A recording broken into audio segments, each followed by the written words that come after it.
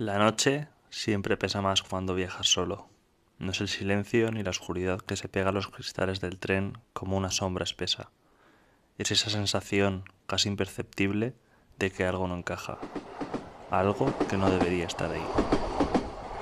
El tren partió con retraso, uno de esos regionales antiguos, con luces amarillentas y asientos desgastados, que atraviesan kilómetros de nada entre pueblos que pocos conocen.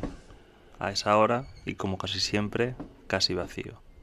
Un par de pasajeros dispersos en los primeros vagones, el revisor, un señor de unos 65 años, pero que aparentaba unos cuantos más, cojeaba de la pierna derecha y parecía que fuera a caerse en cada paso, ya demasiado cansado para mirar a nadie a los ojos. Y al fondo, el último vagón, donde nadie se sentaba nunca. No era por norma, no había ningún cartel, ninguna advertencia. Simplemente la gente no iba allí. Sin saber por qué, él sí fue. Iba vestido con un traje negro y un maletín que usaba de forma recurrente para guardar todos sus materiales. Iba al final del tren, no por valentía ni por curiosidad. Simplemente sintió la necesidad de recorrer todo el tren y llegar hasta allí. Le gustaban los sitios vacíos, los lugares donde el ruido del mundo no llegaba. Caminó por el pasillo mientras el tren arrancaba lentamente. Las ruedas chirriaron y la noche empezó a deslizarse al otro lado de las ventanas. Atravesó un vagón, luego otro y otro más, hasta que llegó al último. La puerta se abrió con un leve chasquido. Dentro, la luz era distinta, más tenue, más fría. Las bombillas tintineaban cada una a su ritmo.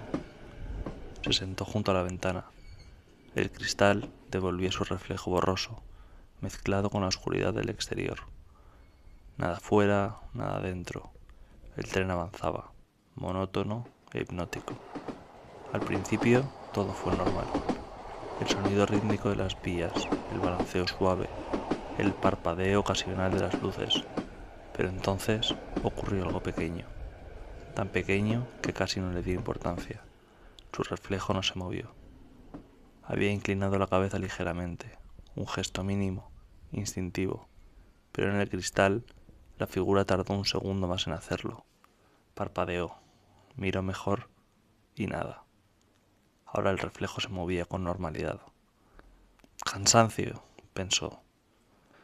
Apoyó la cabeza contra el asiento, cerró los ojos un instante y cuando los abrió, el tren estaba detenido. No recordaba ninguna parada. No había luces fuera, nada. Solo oscuridad y alguna estrella que se dejaba ver pese a la polución. Se inclinó hacia la ventana. No vio estación, ni edificios, ni señales. Solo negro. Un negro denso, como si el mundo se hubiera borrado. Entonces notó algo. El vagón ya no estaba vacío. No supo cuándo, no escuchó pasos, no vio a nadie entrar. Pero ahora, al otro extremo, había alguien sentado, muy quieto. No podía distinguir su cara. La luz no llegaba hasta allí, solo una silueta, inmóvil. El tren volvió a arrancar, sin aviso. El sonido regresó, las vías, el temblor y el reflejo. Miró de nuevo al cristal. Esta vez no estaba solo. La silueta parecía más cerca de él, más cerca de lo que debería, mucho más. Levantó la cabeza, pero la distancia no coincidía. En el reflejo estaba apenas unos pasos. En la realidad seguía lejos. El corazón empezó a latir más rápido. Volvió a mirar. La figura avanzaba, no en el vagón, en el reflejo, paso a paso, sin hacer ruido, se levantó de golpe. El asiento crujió, el sonido rompió el aire, y entonces la figura también se levantó, justo detrás de él. Sintió algo frío en la nuca. No era un contacto, era una presencia. Giró la cabeza y nada. El vagón estaba vacío, vacío de nuevo. Respiró hondo y volvió a mirar. Ahora el reflejo era correcto. Solo él. El tren seguía avanzando, pero algo había cambiado. El sonido ya no era rítmico. Había un desfase, un segundo ruido, como si hubiera otro tren, siguiendo el mismo trayecto, muy cerca, demasiado. Se quedó inmóvil, escuchando las ruedas, el metal y entre ambos sonidos otro más. Pasos dentro del vagón, lentos. No venían del pasillo, venían de detrás, pero no había nadie, o eso creía. Cuando miró al cristal, ya no se reflejaba a sí mismo.